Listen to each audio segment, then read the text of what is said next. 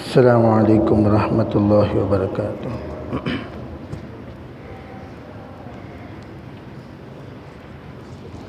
الحمد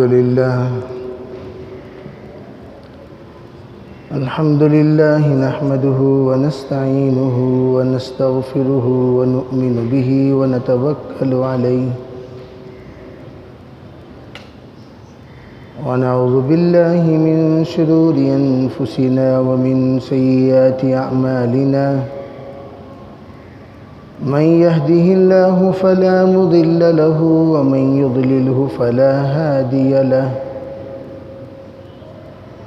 ونشهد أن لا إله إلا الله وحده لا شريك له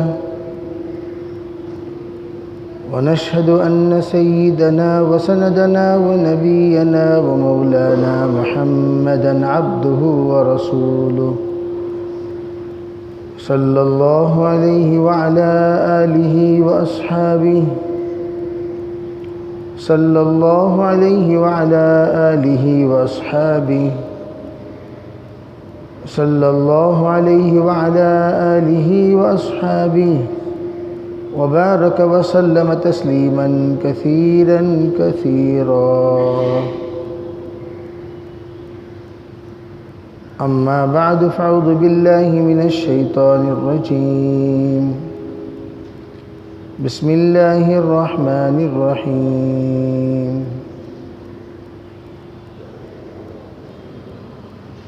يا أيها الذين آمنوا اتقوا الله وقولوا قولا سديدا يصلح لكم أعمالكم ويغفر لكم ذنوبكم ومن يطع الله ورسوله فقد فاز فوزا عظيما. وقال النبي صلى الله عليه وسلم استغفروا ربكم ثم توبوا إليه إني أستغفر في اليوم 70 مرة. وقال عليه الصلاة والسلام من لزم الاستغفار جعل الله من كل ضيق مخرجا ومن كل ضيق مخرجا ومن كل هم فرجا ومن كل ضيق مخرجا ويرزقه من حيث لا يحتسب أو كما قال عليه الصلاة والسلام. اللهم أيدنا بتأييدك اللهم أيدنا بتأييدك اللهم أيدنا بتأييدك يا رب العالمين.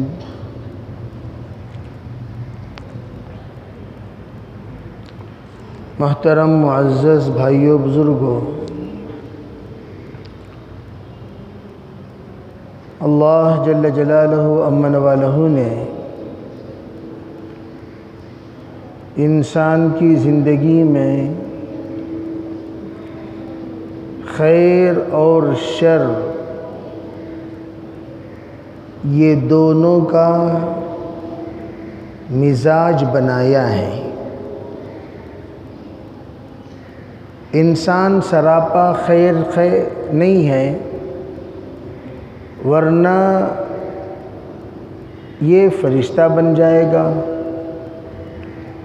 یہ سراپا شر نہیں ہے، ورنہ یہ شیطان بن جائے گا. فرشتے وہ ہیں جو سراپا خیر ہی خیر ہیں. یہ نہ شر دیکھتے ہیں، نہ شر سوچتے ہیں، نہ شر سمجھتے ہیں، نہ شر کرتے ہیں. شیطان وہ ہے جو سراپا شر ہی شر ہے. کبھی نہ خیر سوچتا ہے، کبھی نہ خیر بولتا ہے، نہ خیر تصور کرتا ہے، نہ خیر کی طرف آگے بڑھتا ہے. شیطان اور انسان ان دونوں کے درمیان فرق کیا ہے؟ انسان سے غلطی ہوتی ہے، غلطی پر وہ استغفار بھی کرتا ہے، توبہ بھی کرتا ہے، معافی بھی مانگتا ہے، اور نیکی کا مادہ اس کے اندر پیدا ہوتا ہے تو نیکی کے ذریعے سے اپنے غلطیوں کو مٹا دیتا ہے، جس کو اللہ تعالیٰ قرآن پاک میں ارشاد فرماتے ہیں ان الحسنات یذہبن السیئات، نیکی کرو گے گناہ معاف کر دیے جائیں گے، نیکی کرو گے گناہ معاف کر دیے جائیں گے۔ تو جب انسان سے یہ غلطیاں ہوں تو انسان کرتا کیا ہے؟ انسان ان غلطیوں پر نادم ہوتا ہے، اس وقت نادم ہوتا ہے جب ماحول ندامت کا ملے، ندامت کا ماحول، کوئی اس کو احساس دلائے بھئی تو نے یہ غلطی کی، بل سے تجھ سے یہ غلطی ہوئی، تو نے یہ غلطی کی ہے، تجھ سے یہ غلطی ہوئی ہے۔ یہ غلطی تجھ سے کیوں ہوئی؟ دو وجہ سے، یا تو برے لوگوں کی صحبت کی وجہ سے، یعنی غلط انفارمیشن کی وجہ سے، کسی نے تمہیں غلط کو صحیح، صحیح کو غلط پڑھا دیا، جب تمہیں سبق پڑھایا صحیح نہیں پڑھایا، غلط کو صحیح پڑھا دیا، صحیح کو غلط پڑھا دیا، اور یہ نادانی کی وجہ سے وہ غلطی کر بیٹھا۔ حضرت تھانوی رحمۃ اللہ علیہ فرمایا کرتے تھے ان گنہگاروں کو توبہ کی توفیق ہوتی ہے جو گنہگار گناہ کو گناہ سمجھ کر کرتے ہیں، جو گناہ کو نیکی سمجھ کر کرتے ہیں ان کو گناہوں سے توبہ کی توفیق ہی نہیں ہوتی، اس لیے کہ وہ گناہ کو گناہ سمجھ کر نہیں کر رہے ہیں، گناہ کو نیکی سمجھ کر کر رہے ہیں۔ وہ یہ سمجھ رہے ہیں میں گناہ نہیں کر رہا ہوں، میں تو نیکی کر رہا ہوں۔ جب نیکی کر رہا ہوں تو وہ توبہ کیوں کرے گا؟ وہ توبہ کیوں کرے گا؟ کیا ہوا؟ غلط سبق کسی نے پڑھا دیا، جب غلط پڑھا دیا وہ غلطی کر رہا ہے نیکی سمجھ کر۔ جیسے گزشتہ میں مثال دیتے دیتے ایک بات ادھوری رہ گئی، میں نے کہا جب کوئی انتقال ہو جائے، انتقال ہو جانے پر اس کے لیے ایصال ثواب کا نظم بنانا یہ ہمارا جذبہ ہے، یہ فرما بردار اولاد کی علامت ہے، یہ نیک وارثین کی علامت ہے، نیک متعلقین کی علامت ہے۔ وہ کرتے کیا ہیں؟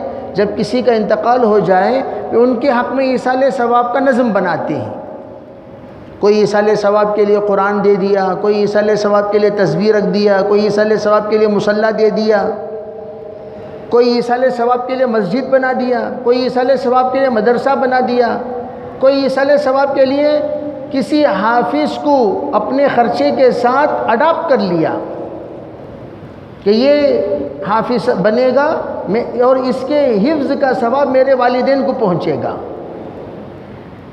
کسی نے ایصال ثواب کے لیے کنواں کھود دیا، کسی نے ایصال ثواب کے لیے نہر جاری کر دیا، کسی نے ایصال ثواب کے لیے بور لگا دیا۔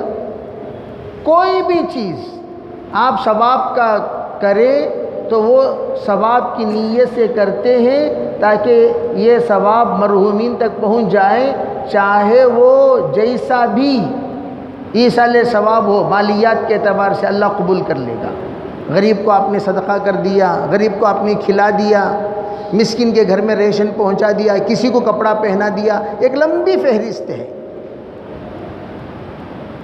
اور لوگ جب سنتے تھے غریبوں کے نام سے، غریبوں کو کھلانا مرحومین کے نام سے یہ بھی ثواب ہے، تو ایک سوال پیدا ہوا کب کھلانا، کب کھلانا؟ تو اس کے لیے کوئی وقت متعین نہیں ہے، کبھی بھی کھلاؤ۔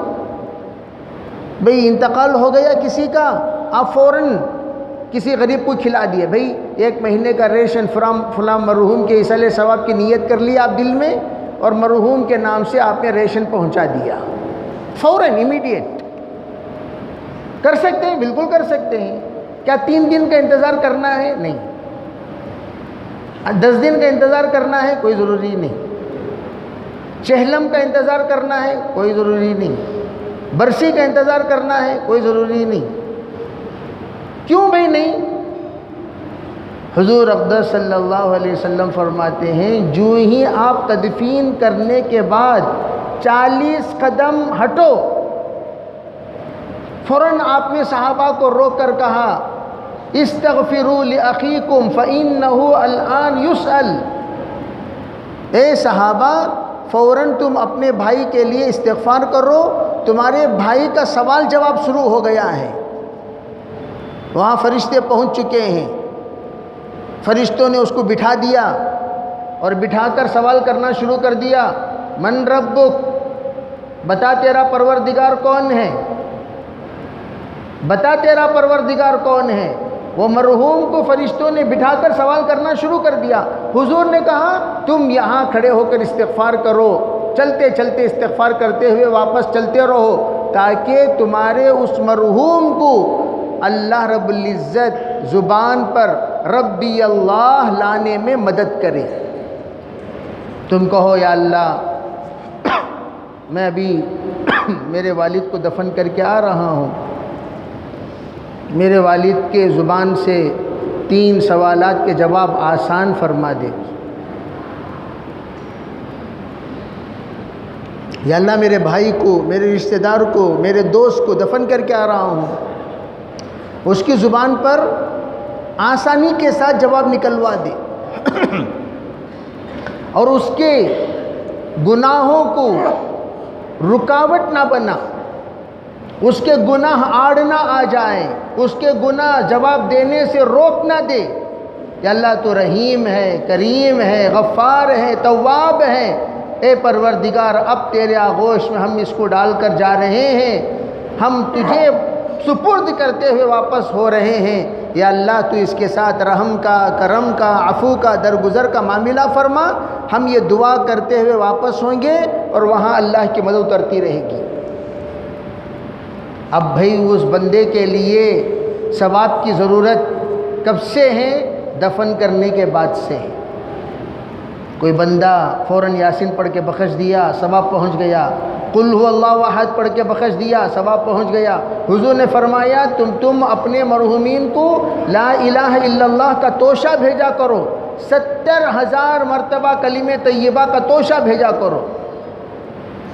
شقیق بلخی کہتے ہیں کہ جس مرحوم کو 70,000 مرتبہ لا الہ الا اللہ کا توشہ بھیج دیا جائے اللہ اس کے مغفرت کے فیصلے فرماتے ہیں.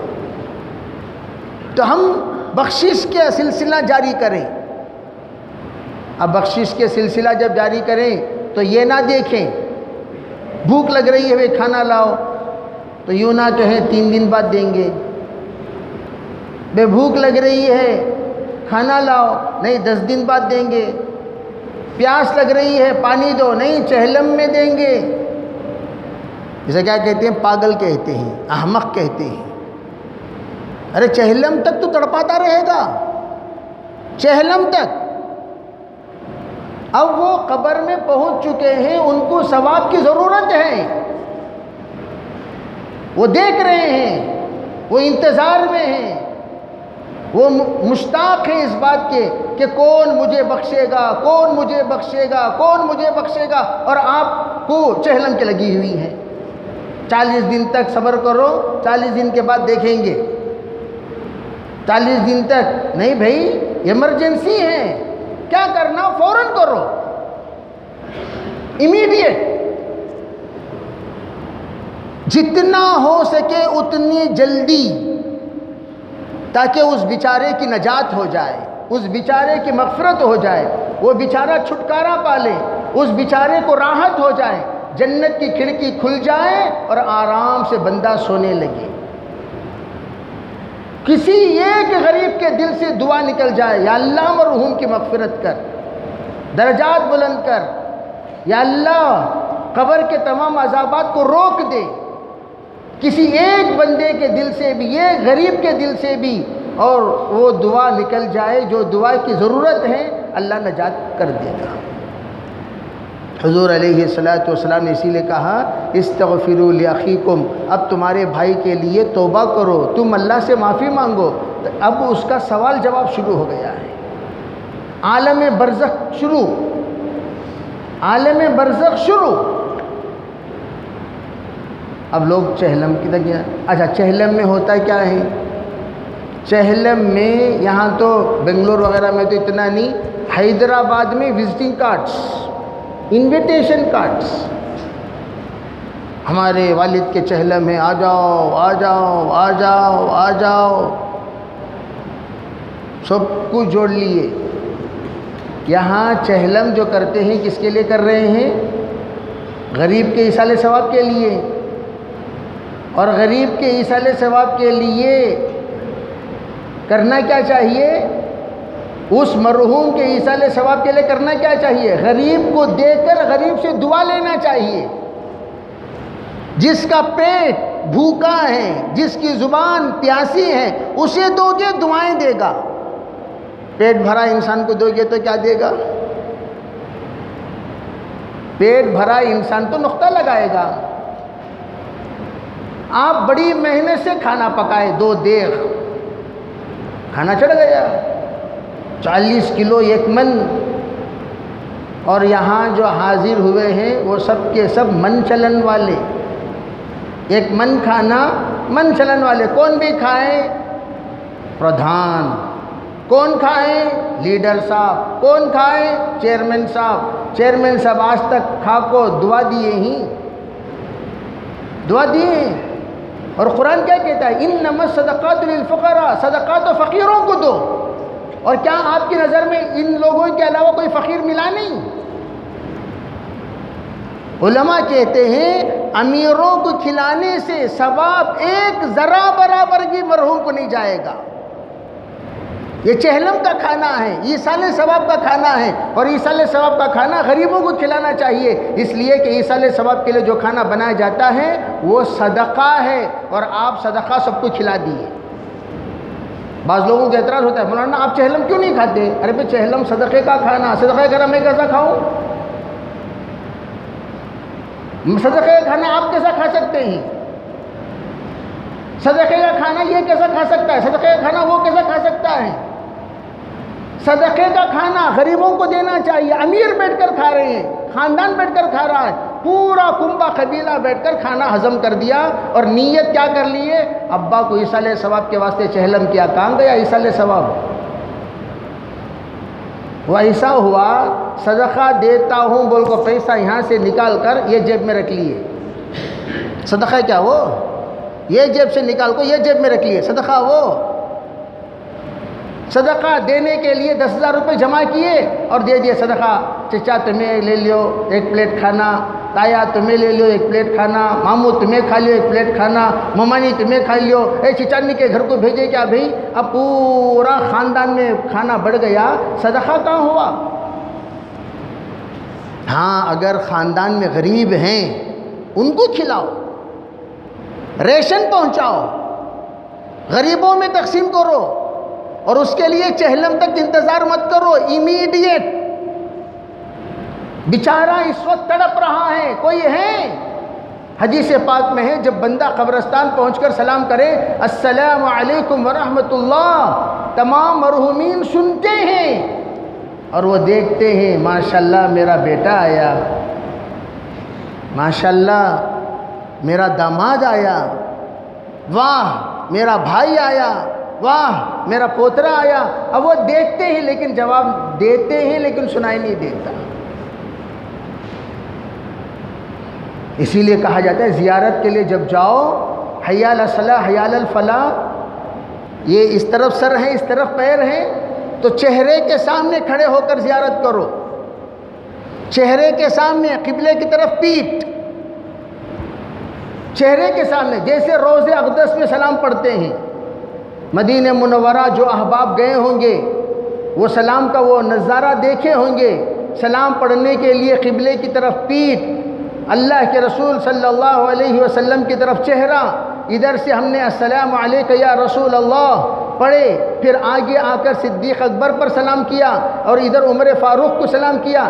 جیسے ہم قبلے کی طرف پیٹھ دکھاتے ہوئے ان کی طرف چہرہ بتا کر ہم سلام پڑھتے ہیں، اسی ترتیب پر زیارت ہوتی ہے. زیارت کی ترتیب بھی یہی، جاؤ چہرے کے سامنے کھڑو، اور کھڑ کر کرنا کیا چاہیے؟ عود بتی رکھنے کی ضرورت نہیں، ان کو عود بتی کی ضرورت نہیں ہے، پھولاں کی ایک ذرا برابر ضرورت نہیں ہے۔ پھولاں کیا کریں گے؟ وہ پھولوں کا پیسہ غریب کو دے دیے، ثواب پہنچ جائے گا۔ ارے اللہ کے بندو، یہ عالم ہے، یہ عالم دنیا اور وہ عالم برزخ۔ عالم برزخ میں استعمال ہونے والی چیزیں الگ الگ ہیں، عالم دنیا کی چیزیں الگ الگ ہیں۔ ہم تصور کیا کرتے ہیں؟ یہ پھول بھی ڈالانے بھی انہیں کہاں ڈالانے؟ قبر پر۔ ارے قبر پر پھول ڈالنے سے ہوگا کیا؟ ذرا بتائیے، ہوگا کیا؟ ہوگا کیا؟ قبر پر آپ اگر عود بتی کا ایک بنڈل رکھ دیے، ہوگا کیا؟ خوشبو تو اندر جانے والی تو ہے نہیں، ہوگا کیا؟ اگر اسی عود بتی کا پیسہ آپ غریب کو ایک کھانا لے کر کھلا کر کہہ دے ذرا ہمارے ابو کو دعا کرو، ماموں چچا ذرا ہمارے ابو کو دعا کرو، بول دیے، اگر وہ بندہ وہ کھانا لے کر یا اللہ مرحوم کی مغفرت فرما دعا کر دیا، ہر دانے کا ثواب مل جاتا تھا، اور آپ نے پیسہ ضائع کیا۔ قبر کو لوگ سجاتے ہیں اتنا بہترین، اتنا بہترین۔ ایک صاحب 5 لاکھ روپے قبر پر لگا دیے، اور ان کے پاس گئے، بھائی مسجد کا ایک مصلی لے لیو بھائی، جتنے لوگ نماز پڑھتی قیامت تک ثواب ملے گا۔ کتنا بھائی مصلی؟ ایک مصلی 15,000 روپے دینے کو تیار نہیں، اور وہاں لگا دیے جہاں کا ثواب مرحوم کو پہنچتا ہی نہیں۔ کیوں؟ وہ لوگ دیکھتے ہیں، دیکھ پا کیا محبت بھی ان کے ابا کے اوپر ہے۔ 5 لاکھ کا مزار بنائے نا بھائی، خوشی گلخن، 5 لاکھ کا مزار بنایا، اندر والے کو ثواب کیا پہنچا وہ بولیے؟ کبھی آپ نے فتویٰ لیا؟ کبھی آپ نے پوچھا 5 لاکھ کا میں مزار بنا رہا ہوں، کیا اس کا ثواب میرے ابو کو جائے گا؟ نہیں جائے گا۔ یہ ریاکاری ہے، دکھلاوا ہے، لوگوں کے درمیان بتانے کے لیے میں میرے والد سے کتنی محبت کرتا ہوں، ان کے مزار جا کر دیکھ لو۔ ارے نالائق انسان، تو تیرے والد سے کتنی محبت کرتا ہے تیرے ایک ایک ادا سے پتہ چلتا ہے۔ تو کبھی دعا کیا اللہم اغفر لی، اللہم ارحم رب ارحمہما کما ربیانی صغیرا؟ جو قرآن کہتا ہے دعا کرنے کو، ہمیشہ تو یہ دعا کیا کر، یا اللہ میرے والدین پر ایسا رحم کر جیسے انہوں نے میرے بچپن میں رحم کیا۔ کبھی آپ نے ہاتھ اٹھا کر اپنے باپ کے لیے دعا کی؟ نہیں کی۔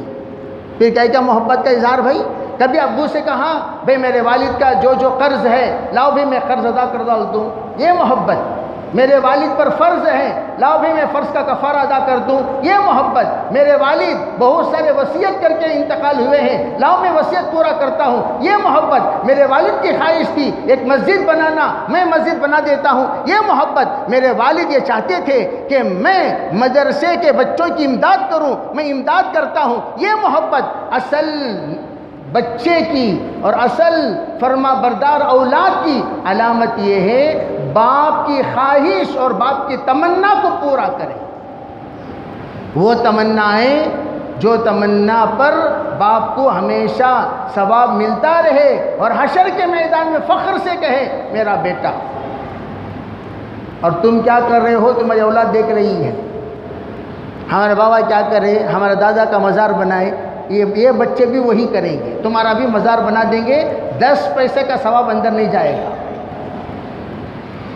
اس لیے میرے عزیز بھائیوں، آج کل اللہ تعالیٰ عقل دیا ہے، اتنے بھی ہم لوگ نادان نہیں ہیں۔ ذرا تھوڑی دیر بیٹھ کر سوچو، بے ہم جو بھی کر رہے ہیں کیوں کر رہے ہیں؟ مرحوم کے ثواب کے لیے کریں۔ ثواب جا رہا ہے یا نہیں جا رہا، یہ فیصلہ کرے گا کون؟ علماء سے پوچھو، حدیث سے پوچھو، قرآن سے پوچھو، شریعت مطہرہ سے پوچھو، فتویٰ لو۔ کیا میں ایسا کرنے سے میرے والد کو ثواب پہنچے گا؟ مفتیان اکرام فتویٰ دیں گے آپ کا جو کھانا خاندان والے کھا چکے ہیں، جو امیر ہیں، جو اپنے مرتبے کے عہدے کے بڑے ہیں، جو کھانے سے بے نیاز ہیں، ان کے کھانے سے ایک نیکی بھی نہیں پہنچے گی۔ اس لیے میرے عزیز بھائیوں سمجھو، آپ کا جذبہ کو ہم لوگ ٹھیس پہنچانا نہیں چاہ رہے ہیں، افسوس ہو رہا ہے اتنا کرنے کے باوجود ثواب نہیں پہنچانا، کیا ہوا؟ ثواب نہیں پہنچا۔ ایک صاحب، میں نے پوچھا بھی کیا کیے؟ ایصال ثواب کے لیے کیا کیے؟ دیکھو مشورہ نہ کرنے کا نتیجہ کیا ہوتا ہے۔ ایک شخص نے ایصال ثواب کے لیے کیا کیا؟ غریبوں کو ٹی وی تقسیم کر رہا ہے۔ کیا کہتے بیچارے انہوں لاک ڈاؤن میں بیٹھ کو بیزار ہو گیا، مولانا ہمارے ربا کے ایصال ثواب کے واسطے میں ٹی ویاں تقسیم کرنا ان کو نیت کر لیا تھا، وہ جو ٹی ویاں بکے نہیں پورے تقسیم کر ڈالیا، پرانے چھوٹے موٹے ناٹے۔ اب یہ نادان کو کون سمجھائے گا؟ ارے اللہ کے بندے، الٹا تو گناہ بڑھا رہا ہے۔ ٹی وی تقسیم کرنے کی چیز ہے، گناہ بڑھ رہے ہیں۔ جو لوگ ٹی وی دیکھیں گے اتنا گناہ تمہارے والد کا بڑھتا رہے گا۔ فوراً توبہ کر، توبہ کر۔ اسی کو کہا استغفار۔ علم چنداں کے بیشتر خوانی، اگر تو عمل نیست نادانی، نہ محقق بود نہ دانشمند، چار پائے برو کتابی چند۔ اسی لیے کہا جاتا ہے یہ جو مجلسیں ہوتی ہیں یہ علم کی مجلسیں۔ علم کیا مطلب؟ نادانی کو دانائی سے بدلو۔ نہیں معلوم تھا، معلوم ہو گیا، کرنا کیا؟ عمل کرنا۔ بھئی پہلے معلوم نہیں تھا نا، اب معلوم ہو گیا، جی ہو گیا، عمل کرو۔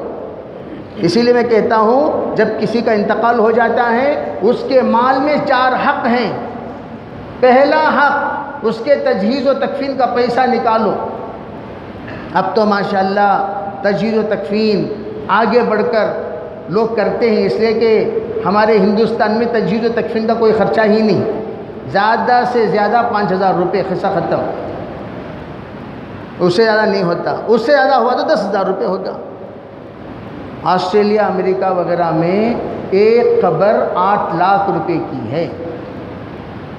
ایک قبر 8 لاکھ روپے کی قبر ہے۔ وہ قبر باقاعدہ مرحوم کے نام پر رجسٹرڈ ہوتا ہے، کوئی اور استعمال نہیں کر سکتا۔ زمین، جتنی زمین ہے قبر کی اتنی زمین رجسٹرڈ، اس لیے قیمت زیادہ۔ اور ہمارے یہاں رجسٹریشن نہیں ہے، بس فیس بنو دفن کرو، فیس بنو دفن کرو۔ یہ نظام ہی اصل مسنون نظام ہے۔ اس لیے شریعت کیا کہتی ہے؟ پہلے تجہیز و تکفین کا پیسہ نکالو۔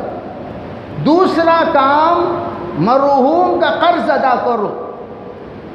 قرض، اس لیے علماء فرماتے ہیں جس کے ذمے قرض ہو، اگر وہ انتقال کر جائے اس کے وارثین قرض ادا نہ کریں، اگر بالفرض ترمذی شریف کی روایت دوبارہ زندہ ہو، پھر شہادت کی موت مرے، پھر زندہ ہو، پھر شہید ہو جائے، پھر زندہ ہو، پھر شہید ہو جائے، تب بھی اللہ اسے معاف نہیں کرے گا، اس کی مغفرت نہیں ہوگی۔ اس لیے پہلا کام، اگر کسی کے حق میں قرض ہے پہلے قرض ادا کرو۔ کہاں سے ادا کرنا؟ وراثت سے ادا کرو۔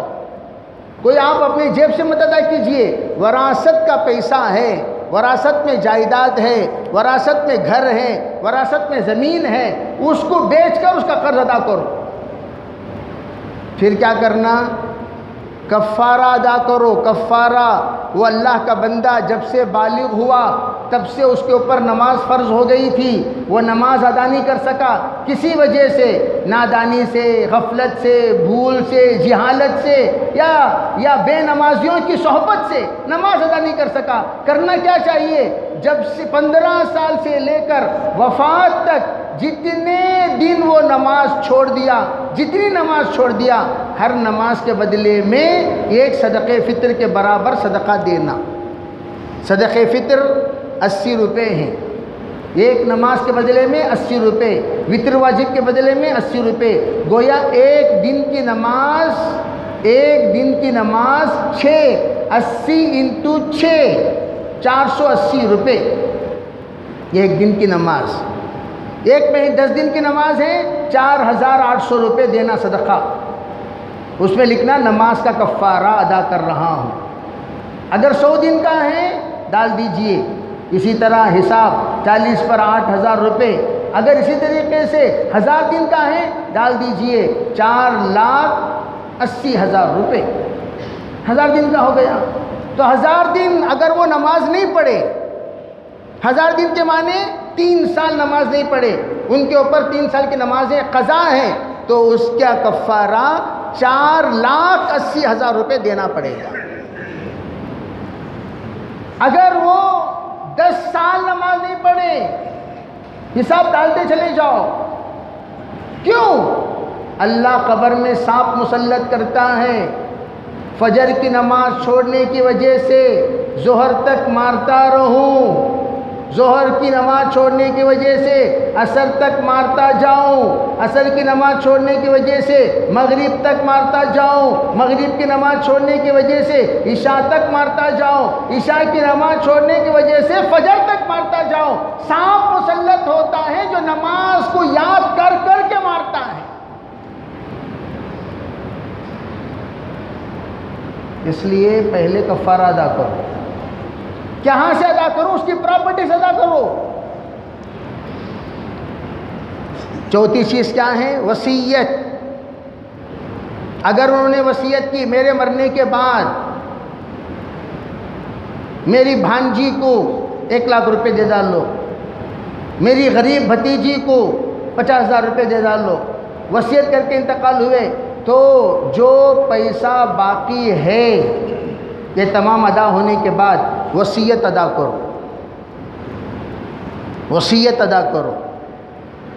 وصیت ادا کرنے کے بعد کتنا وصیت ادا کرنا؟ اب ماں بقیہ پیسہ ٹوٹل جتنا بیلنس ہے اس میں 1/3 میں وصیت ادا کریں گے، 2/3 وراثت میں تقسیم کریں گے۔ یہ ہے شریعت مطہرہ کا حکم۔ لیکن یہ کون جانتا ہے؟ 100 میں ایک جانتا ہوگا تو جانتا ہوگا، لیکن کوئی نہیں جانتا۔ ہمارا ابا چھوڑ کو گئے، 100 ہڑپ کر لے بیٹھ جاؤ، جزاک اللہ جزاک اللہ جزاک اللہ بول کو ہڑپ کر لے بیٹھ جاؤ۔ ارے ہڑپ کر لے بیٹھنے سے پہلے اس کا حکم کیا تیرے لیے جائز ہے؟ تمہارے ابا کا قرض ادا کرے کیا؟ ان کا کفارہ ادا کرے، ان کی وصیت ادا کرے، اس کے بعد وراثت میں تقسیم کرو۔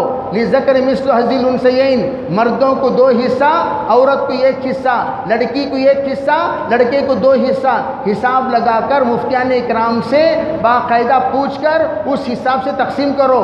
اگر ماں ہے تو ماں کو ماں کا حق ادا کرو، اولاد والی ماں کو 8واں حصہ ملے گا، ماں کو دے دو اس کا حصہ، اور سب تقسیم کر لو آپس میں۔ لِلذَّكَرِ مِثْلُ حَظِّ الْأُنثَيَيْنِ، مردوں کو لڑکے کو 2 حصہ، لڑکی کو 1 حصہ۔ یہ ہے مرحوم کے اوپر رحم، مرحوم پر رحم۔ اگر کوئی بندہ کسی کے انتقال کے بعد استغفار کرتا ہوا، معافی مانگتا ہوا، اس کے لیے روتا ہوا، اس کے لیے گڑگڑاتا ہوا، اگر یہ تمام اصول و ضوابط کے ساتھ عمل کرتا ہے، مرحوم کو قبر میں راحت ملے گی، سکون ملے گا، حشر کے میدان میں وہ آپ کے حق میں گواہی دیں گے۔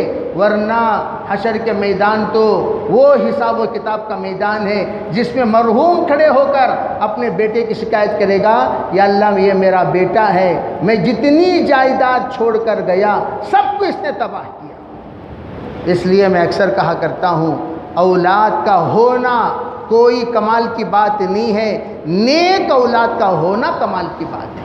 ایسی نیک اولاد جو اللہ سے ڈرے، رسول کی شریعت مطہرہ پر چلے اور آخرت کا خوف دل میں بسائے رکھے، ویسی اولاد انصاف کے ساتھ معاملہ کرے گی، اور جو لوگ وراثت کا حق مارے بغیر جیتے ہیں اللہ ان کو رسوا ہونے سے بچاتا ہے۔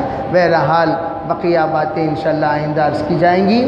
اللہ تعالی ہمیں عمل کی توفیق عطا فرمائے، ہر طرح کے خیر مقدر فرمائے، شر سے حفاظت فرمائے، ہر طرح کے جو کچھ اصول و ضوابط شریعت نے بتائی ہے اس کا اللہ ہمیں پابند بنائے، اور اللہ تعالی ہمیں عافیت کے ساتھ زندگی گزار کر ایمان کے ساتھ وفات نصیب فرمائے۔ وآخر دعوانا الحمدللہ رب العالمین۔